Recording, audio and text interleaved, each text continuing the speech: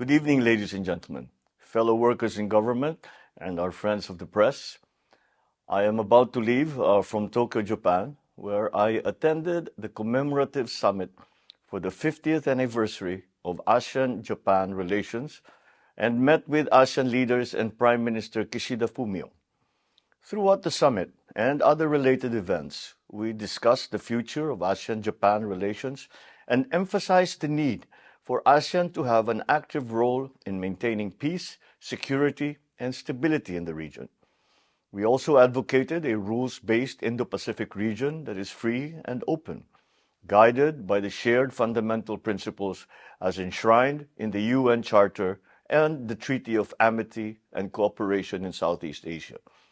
We highlighted the need to promote respect for sovereignty and territorial integrity, settlement of differences or disputes by peaceful means, and renunciation of the threat or use of force. I called attention to the worsening plight of the people of Myanmar and urged the proactive engagement of all stakeholders so as to alleviate the situation through the 5-point consensus, the United Nations mechanisms, as well as the AHA Center. The summit highlighted Japan's commitment to promoting friendship and camaraderie amongst the peoples of ASEAN and Japan through various initiatives, including the Japan East Asia Network of Exchange for Students and Youth, or Genesis program. This has been supported by the Philippines since 2007. Japan's people-to-people programs create not only long-term relationships, but also build trust, which is the basis of ASEAN-Japan cooperation across all sectors.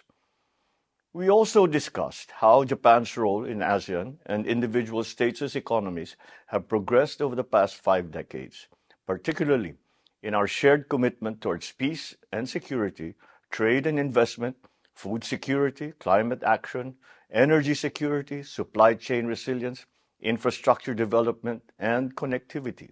As permanent country coordinator for ASEAN-Japan economic relations, I assured ASEAN and Japan that the Philippines will continue to shepherd ASEAN initiatives and projects, not only to co-create a region of economic prosperity, but also an inclusive society that is ready for the future.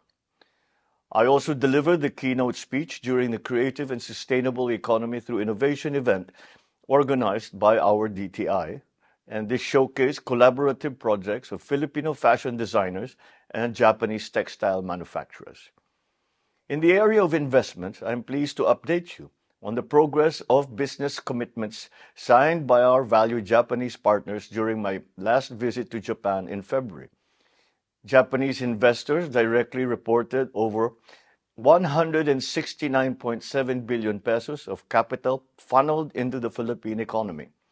From these commitments, more than 9,700 new jobs have been generated to date. 9 new letters of intent and MOUs were signed during this visit, valued at 14.5 billion pesos in investments and over 15,750 additional jobs for our workers. I'm also pleased to update that the letters of intent and MOU signed in February 2023, together with those signed during this visit, total now 771.6 billion pesos, or approximately $14 billion in pledges from Japanese investors. This significant investment is anticipated to create around 40,200 jobs, marking a positive and promising development for our collaborative efforts. We also concluded 2 memoranda of cooperation, one between the DNR and the Ministry of the Environment of Japan in the field of environmental protection, and the other between the Coast Guards of the Philippines and of Japan. The conclusion of this MOC between Coast Guards strengthens an already excellent relationship. On this last day, I attended the Asia Zero Emissions Community, or AZEC, leaders meeting, where I apprised AZEC partner countries of the current Philippine initiatives towards promoting clean energy transition. I highlighted our experience in promoting clean energy projects such as the first wind farms in Southeast Asia in 2003 during my term as governor of Ilocos Norte, and I invited ASEC partners, including Japan, to invest in the Philippine renewable energy industry to achieve not only the intention of the ASEC, but also the overall goal of the Paris Agreement. My administration will see to it that our constructive engagements with ASEAN, our external partners, our stakeholders, will continue to best serve our national interests, inasmuch as we promote the regional interest of peace and prosperity for the well-being of our people. Without a doubt, this summit reaffirmed the robust and enduring character of ASEAN-Japan relations. Maraming salamat po.